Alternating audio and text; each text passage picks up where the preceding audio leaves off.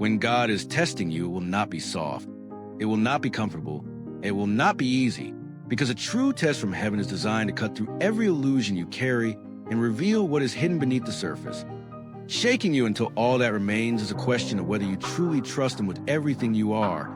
And the first unmistakable sign of His testing is when doors you counted on suddenly slam shut, opportunities you thought were guaranteed fall apart, and plans you spent years building collapse in an instant, leaving you gasping for air in the dust of disappointment. Yet what feels like destruction is often divine intervention, because God will sometimes shut what you desperately wanted open in order to see if your faith is in the gift or the giver, just as He asked Abraham to lay Isaac, the very promise he had waited decades for, on the altar in Genesis 22, not because God desired Isaac's death, but because He desired Abraham's heart.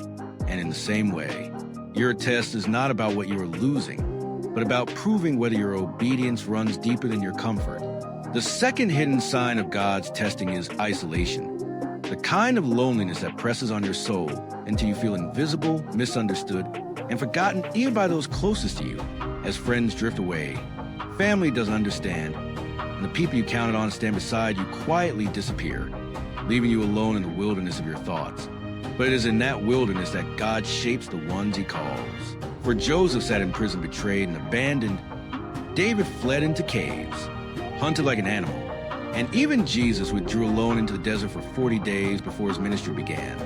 Because isolation is a crucible where noise is stripped away and only God's voice remains, forcing you to wrestle with who you are when the crowd is gone.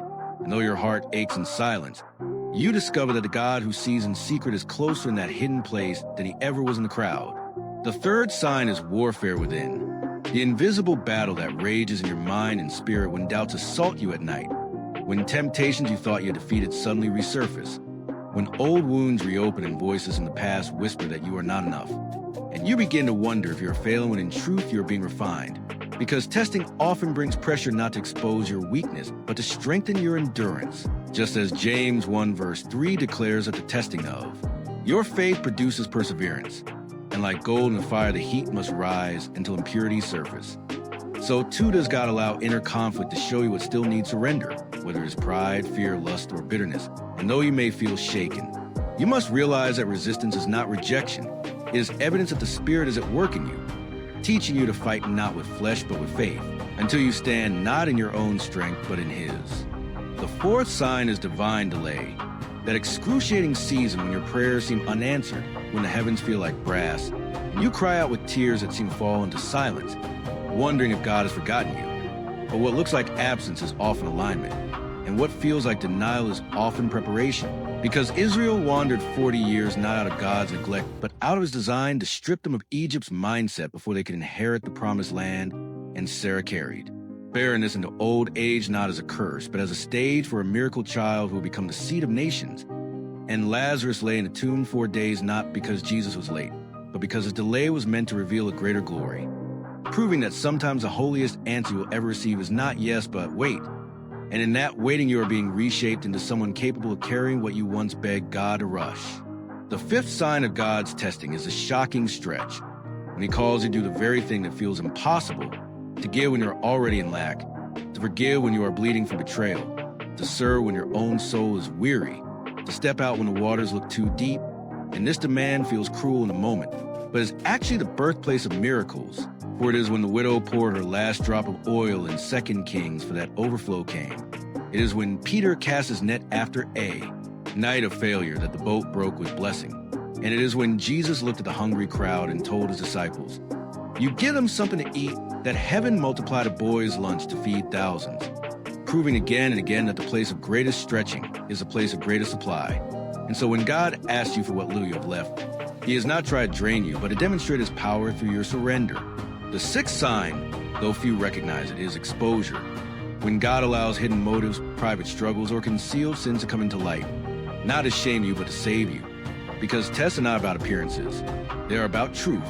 And unless the poison is pulled out, the healing cannot come. And this is why Hebrews 4 verse 13 says that nothing is hidden from God's sight. Everything is laid bare before Him.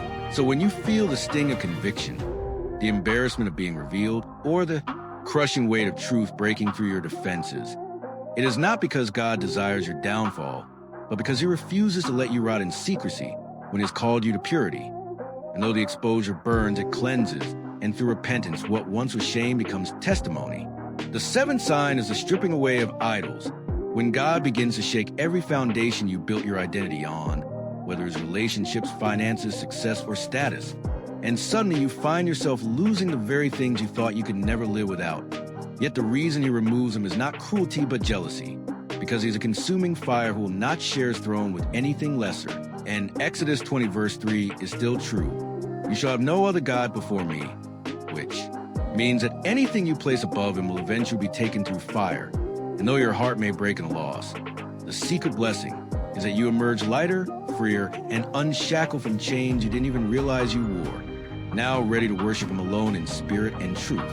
If you are walking right now through slammed doors, through the silence of isolation, through storms within, through painful delays, through impossible stretching, through exposure, or through the stripping away of idols, you are not cursed, you are not abandoned, and you are not forgotten.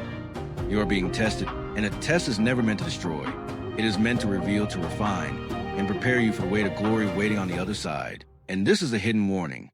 If you mistake your test for rejection, you will collapse under its weight. But if you discern it as preparation, you will endure until the breakthrough. Because the pattern of God has always been fire before glory, wilderness before promise, test before testimony. And if you can hold fast in the midnight hour, you will see the dawn break. For Romans 8 verse 28 declares that all things work together for the good of those who love him, which means even the closed doors, even betrayals, even the tears you cry in silence, even the battles no one sees, even the seasons that feel like death are all part of design more intricate and perfect than your mind could ever conceive. And what feels like the end is often the beginning of something you prayed for but could not yet carry. You may feel like Job on the ash heap scraping his wounds. You may feel like Hannah weeping bitterly before the altar. You may feel like Peter weeping after the Nile. But just as Job saw double, Hannah saw Samuel, and Peter saw Pentecost. You too will see that the fire testing is only the doorway to the flood of blessing. If only you refuse to give up in the heat of the trial. The test ends the moment obedience is proven, and the reward begins the moment faith refuses to bow to fear. So do not curse the test, endure it.